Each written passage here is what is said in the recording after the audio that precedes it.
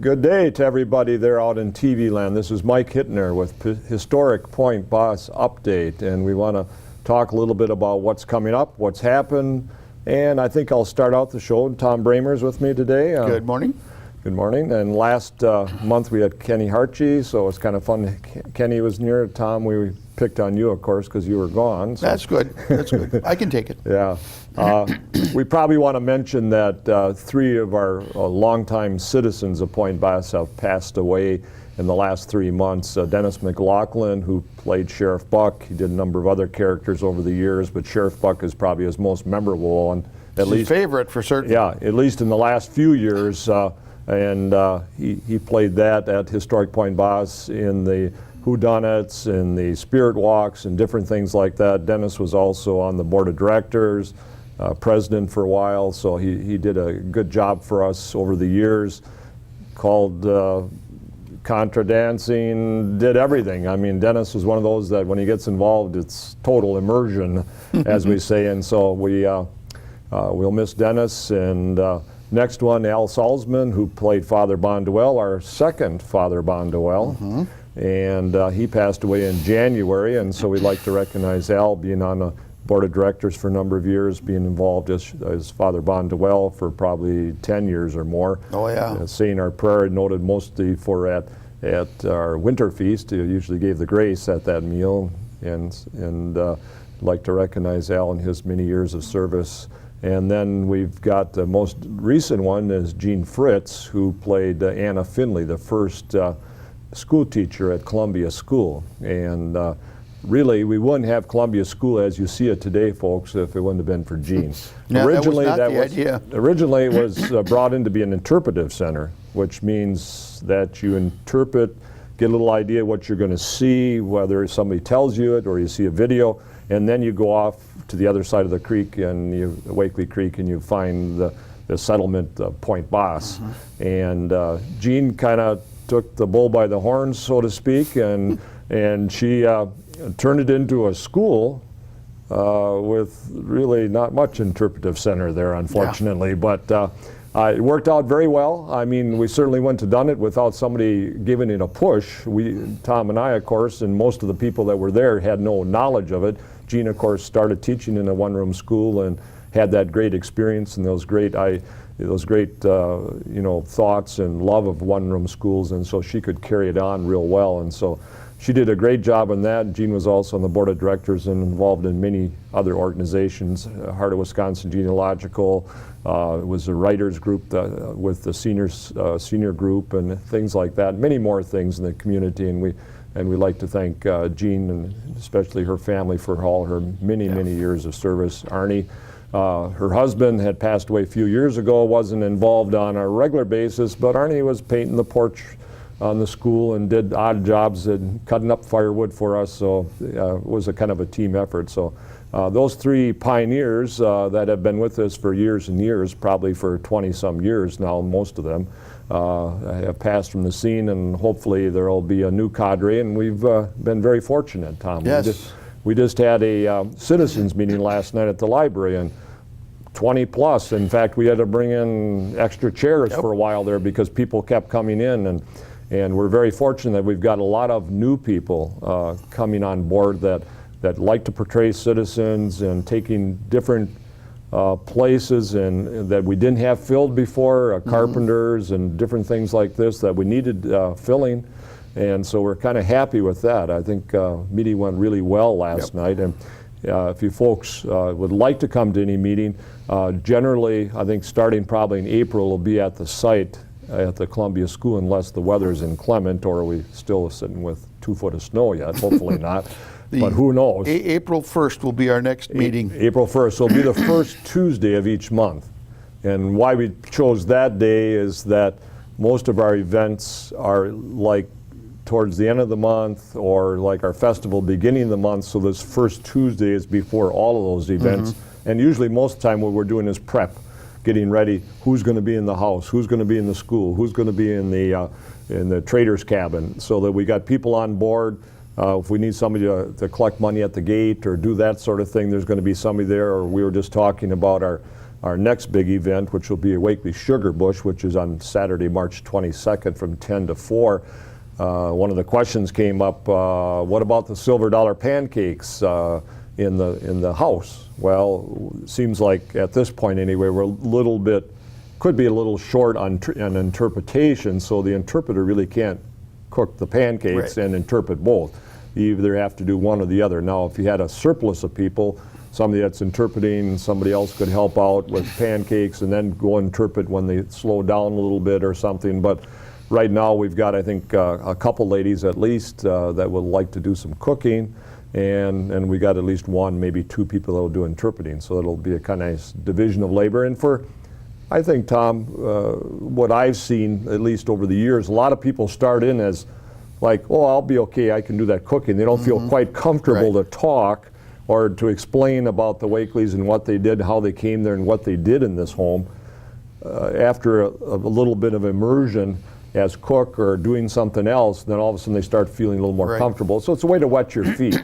And so we'd encourage anybody out there that'd like to come to one of our meetings in the winter months at the McMillan Memorial Library, but in the nicer weather from about April through October at the site at the Columbia School, to come to one of those first Tuesdays of the month. And citizens meeting, you're always welcome to come, even if you just want to sit in and find out what it's about. I mean, that's where most of us started. I mean, we started, most of us didn't start with immersion. Once in a while we did, but. Well, you know, I was working, well, 8 years ago, whatever it is, and my wife suggested, why don't we go to this first annual meeting? And we did, and they were asking for people to help on committees, and so I signed up with a. Which committee were you on? On site. Site committee. And Kenny Ron and that Kenny group? Ron and that bunch, Lyle Stuke and that, you know, and it's like, I think she regrets encouraging me to do that now. Yeah, but I've got kind of the same story, so you know, it can be repeated probably from many of our members. I was going to say, I think a bunch of us are. You start having fun. Yeah, and it just grows. It just grows, Yeah. and there's work to be done, and you can do it, and you want to see, so you do it. Well, and I think for a number of us that were in business, and when we started, there was probably a half a dozen of us that ran our own businesses. Oh, yeah. It was a little bit of a relaxation, a way, no, not that it was easy. We had plenty of physical work to do, and a lot of physical stuff, but it was different than what we did every day. So if we could step back, Tom, from cooking, or me from waiting on trade or checking in stuff or talking with customers, just for even a half a day, it kind of gives you a different perspective. When you go back to work, you're a little bit refreshed, and you've accomplished something there, and now you can accomplish more at work like you were doing before. It's just like any other hobby. Yeah. You know. Yeah. So our next event, March 22nd, which is Wakely Sugar Bush. Tom, why don't you tell them a little bit about what we're doing, what we hope to do, that sort of thing, what goes on that event? Well, the major thing that we're going to do is make maple syrup. The way it was done before, with a large cast iron cauldron, cooked outside, open fire, the whole bit. We've actually built a little area on the site now to use just for that, and I think it's going to work really well. Be the first year, but I think I can't see a problem. We also will be opening all the buildings. The Wakely House, as you said, will do silver dollar potato or buckwheat pancakes with real maple syrup. Right. And it's just a sample. Right. It's, we're not like providing doing breakfast or lunch. And there's no charge for that part. Right. But it's you get a pancake or two and a little syrup to kind of. And the buckwheat we did because that's kind of what they would have had. Yeah, it was something that they could have grown. And it's a little more old world than what we think of today. And a lot of times, well, other than a couple places around that do pancake breakfast, churches and everything, there's only a few of them that actually do buckwheat anymore. Most of it is buttermilk. Maybe they might have cranberry or blueberry or something like that, but they don't, or potato pancake, but they don't get much into buckwheat at all. No, and I think you say, maybe one that I know of for sure that does buckwheat. Elkdorf, I think that's the one. But otherwise, and the Trader's Cabin will be open. We'll be doing some maple syrup cooking there too, but more as the native people would have done it rather than the European settler. The very small container, very small personal or small family operation. And we'll also be doing some things like with other natural foods that we, I think Joe was talking last night. Joe Greco's the other person that, besides Tom, that spends most of the time in the trader's cabin. Maybe some parched rice. You'll have probably some maple sugar there. See, the Native Americans, folks, didn't just cook it down to maple syrup. They might have done a little of that, but they actually had to cook it beyond that, which is to make sugar, because they couldn't preserve that maple syrup. They had no ice house. They didn't have any way of refrigeration. They didn't have any way to can things. Right. So they had to cook it down to sugar, and that way they could keep it in lumps or hunks of it, which they could break up and then use throughout the year and preserve it better. So we'll have some of that for you to take a look at. I always tell anybody that if you got a real sweet tooth, just try some maple sugar, because that'll cure it for a long time, because that's intensely sweet. Yes. You can imagine maple syrup, how sweet it is, and then take it one more step further to maple sugar. Right. So Joel will be outside kind of cooking that down, doing some parched rice and some other things. Yep. And it'll be like Tom says, a smaller scale, like in a copper kettle, a smaller copper kettle, more on an individual basis, rather than the Wakeleys are kind of doing it for their community or something you can imagine. So 10 or 15 gallons in a big cast iron pot. Well, and you can, it's the same operation, but it's slightly different in the size, and you can, it's a little, and you would have, if the day was longer, or we'd have 2 days, he would end up with maple sugar also, where our other one would have stayed as syrup. And our regular one that we're cooking down, Tom, now, anybody that has been involved with maple syrup production or has known somebody involved with, it's actually quite a long process. And once you start kind of cooking it down and get to a certain point in that process, you got to kind of finish it, or sometimes you can't bring it back, or you scald it, or whatever you do. So it's quite a... So we don't actually probably ever get it, unfortunately, because we don't have enough time to finish it to a finished product. Now it probably loses probably maybe 2/3 of its water, but there's still, and it's sweeter certainly by taste and everything, but it's still pretty hot. Yeah. And it's not syrup yet. It's more of a thicker liquid. Yeah, and we're getting there, and you understand the process, and it would take probably, we go from 10 to 4. If we started right at 10, which sometimes we don't start right at 10, but close to it, and if you kept a nice fire going, I would say maybe by 8 o'clock that night, maybe you'd be getting awful close to it. But you'd have to add in about another 4 hours onto it, I think. That's about how far we're away from it. During the day, our ice house now that is brand new, fully stocked, rebuilt, fully stocked, fully insulated ice house, beautiful.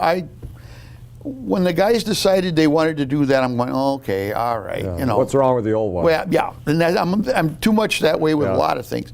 Well, they tore the old one apart, saved the parts that were good, and rebuilt it into something that we can be proud of. Yeah, it's very nice. Beautiful. Very nice. The other one was fine too, but it was 15, 20 years old, and that's a lot of water and a lot of sawdust over the years. It started to take its toll on it. We started getting some rotted boards, especially on the bottom of it, where the ice and the water stood the longest, and that once the sawdust gets wet, folks, it doesn't insulate anymore, and so you can imagine it kind of has a rotting effect. Yeah. But the guys did just a marvelous job on that. Yeah. And actually, it's a bigger ice house, but we've got more room. Don't ask me how that works, but we do. And we have now a place to display our ice cutting tools. Which we didn't have before. No, and we're going to have that. Our carpenter shop should be open and operating. And also our sawyer shop, which is the end of the shed, where the guys that will interpret the logging. You maybe, I would think, be able to do some log sawing that day with especially kids like that. They really think that's good stuff. Our barn will be open. We won't have animals this time. It's because we may have snow. More than likely, folks, as we're recording this on Tuesday, February 25th, we've got probably 26, 28 on the level outside, and to think that's Yeah. going to disappear by the 22nd of March is, I think, optimistic. I mean, I'm usually a guy that's pretty optimistic, but I think realism has to set in here. And I don't know that I want it to go that fast. We just soon have it melt Yeah, and nice get and into the slow. Yeah, and we've got so much frost. Some places they say there's down over 5 feet of frost. You know, So I think we've decided to not bring in animals. We kind of had talked about it, and I would love to, but yeah, that's a pretty short day, and and like you say, if they got nothing to pick around, they're just going to be walking around Yeah. in snow or ice. and or we could something. have them in the barn certainly, but well, we'll play with that one Yeah. another year. We'll have them certainly for the Yeah, festival. and our blacksmith shop will be operating. We have now the privilege of having 2 blacksmiths. Yes. And just can't believe the good fortune there that Yes. we've stumbled into another relatively new volunteer that just is eating that right up, and boy, are we happy about Yes, that. Yeah, and that was probably, along with our school, maybe one of those spots where we especially were short or tight, where we only had one individual or just a few individuals, and if that person, whatever, couldn't make it, then the tendency is the blacksmith shop wasn't open, which Yeah. is a real shame because any community, as we talked last month with Kenny Hartchie, who is the blacksmith apprentice and the heir apparent or whatever when Tracy Rice isn't there, that the real heart and soul of a community was a blacksmith shop because they could fix and do everything pretty much, and so whatever you needed in a community done, they did it. So that was a great kudo for us to get Yeah. somebody else in Yeah. there so that when Tracy can't make it or if they got a family gathering or something like that, that we still can be open and for business. We each get caught by the modern life that we Yes. can't participate as much Right. as we care to, but the whole site will be open and running, and I think it's going to be a really fun day. Last year we had one of our bigger days, not counting the festival, but our Yes. for the on-site days, and it was snowy. It was snow on the ground. It was Yes. a reasonably warm day in the 40s. We had well over 100 people show up, which how can you beat that? And we used to have it later in the year, most of the time In April. mid-April, and the problem with that is certainly the harvest is over for maple syrup Oh, yeah. and tapping, and it was kind of hard to interpret it, and a lot of those days, sometimes it was 50 degrees and sunny. It was kind of hard to even get in the mode that, hey, we're boiling down this sap and we're hoping to make maple syrup. I think that was an issue for us too. And I think sometimes the public, we'd have the day, and they're kind of past that. They're thinking about spring, Right. not just on the calendar, but in the yard, and it gets too nice. Yeah, well, we've noticed that. And also on the same weekend, folks, if you can't make it down for our Sugar Bush on Saturday and Sunday, we'll be at the Wisconsin Rapids Home Builders Home Show at Lincoln Fieldhouse, and we're there both Saturday and Sunday. Now, we'll have a smaller group of people there on Saturday because, of course, most of us are down at the site. But on Sunday, there will be another group of people there, and so we're going to, Tom, tell us, folks, what we'd like to display and show this time. It's kind of unique that we haven't done this before. No, we haven't done this one before. We're going to do logging as our major theme. Each year we try to do something. Sometimes it's more general than others, but a number of years ago, First National Bank, when they, I don't know which incarnation of that institution it was, they had some really nice historic pictures, some huge ones and then some smaller ones. And we were the recipient of the smaller ones. There must be 30, 35, 40 of them there. And they're taken from early photos of log rafting and log cutting and other lumbering activities in the late 1800s, early 1900s. So we're going to use those photos in a display as well as a hands-on participation thing with some log cutting, and then of course information about our group So Yeah, it's going to be different, and it's going to be fun. Yeah, it'll be nice for people that especially like looking at these old-time pictures because they're all framed, beautifully framed. And like really? Tom says, 30 to 40 of them. And you can see how they did it, and then we'll have a buck saw there in a little saw for the kids to work on. They can take home a little souvenir if they so desire it, make a little sawdust. We're always noted for making sawdust at the home show. And the custodians are not, they laugh at us, but I don't know if they really are all that thrilled with us. So this will be a good opportunity if you can make it out to the site. And also the beauty of coming is you can get our updated schedule for the whole year, what events are going on, what days and times and that sort of thing. So if you're planning ahead or you got company or visitors coming, you want to make a particular event, you can get that whole schedule. Yeah. We'll have a new newsletter out at that time that we're in the process of producing right now. So it'll be kind of a nice time to get together. And any of you out there that have something that you think you might like to donate. We had talked last month about blacksmith tools. I mean, pretty much right now what we're using is the people that do the blacksmithing, their own personal tools. We have a few odds and ends, but not a lot of anything.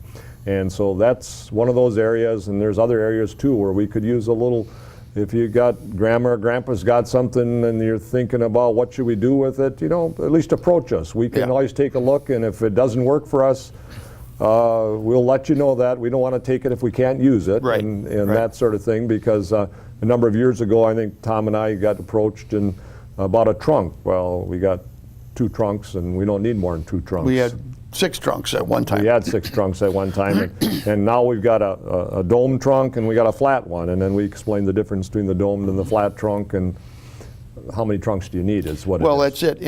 And the trouble is with our time period, 1840, 1860, it's a relatively small time period.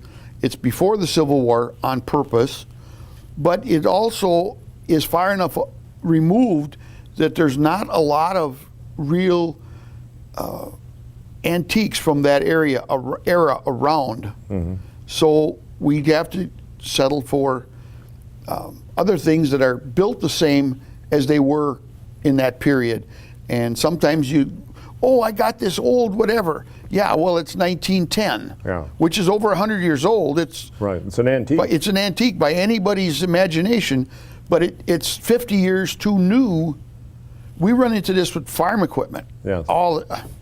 We had fanning mills and We had 2 or 3 of them. all kinds of stuff. We took when we were first new. Before we established what era we were going to interpret. And all of a sudden we've established the era for good reason with lots of discussion, and then all of a sudden 2/3 of the donations that we had, Too modern. they didn't they couldn't be used. Now even we do some, we kind of hedge On a the little edge. bit now, but because we have to. Yeah. If we could get an older one, we would absolutely do it, and then not use the one that we have. And that's the sort of thing that we're looking for. So we're open to anything. Oh, yeah. Now, if it suits what we want to do with it, and what you have to realize also, folks, is that we have a great museum in town. Southwood County Historical do a wonderful job. We don't want to. They're a museum. Yep. We're a living history site. What we take down to our site is used and sat on and picked up and things like that. It isn't the sort of thing that just sits on a shelf. So that's one of the reasons also why we have to have something that's usable, or we have to make a replica that can be used so that people can actually participate in this living history we're trying to portray. Right, yeah. It's a whole different goings-on than a county, like Southwood County Museum. Like you say, they do a great job of preserving the real things that were Important. at any given time. But we need to be able to use them at least kind of. Sure. And so stop by the home show, or the big thing is if you can come out for Sugar Bush. We've got $2 to get in for adults, 1 for students. Yeah, and students, anybody from that are in school between kindergarten and high school through high school, is $1. Preschoolers are free, so bring them out. I mean, it's an inexpensive day. Some people spend the whole day there. If you want to just come out for a couple hours, the schoolhouse will have activities. Usually the girls have a couple projects. The school marms have a couple projects for the kids to color or to work on or to finish a project that maybe has started for them. So I'll bring along my my black powder stuff, so there'll be some flintlocks and other things there, so we can discuss that. There's plenty of things in the cabin. There's just enough. There's enough things hanging on the wall that keep you busy. You could go forever. Yes. And then, like I say, Joe's going to be doing some cooking outside. Yes. So, I mean, it'll be a good day. It'll be a good day for everybody out there. So we'd like to invite you again for our Wakely Sugar Bush, March 22nd, which is a Saturday from 10 to 4. $2 admission for adults, $1 for students. Preschoolers are free parking. Come on out and spend a day, and I think you'll enjoy the day. Thanks, Tom, for being with me today. Hey, thank you. You're welcome. Thanks, folks.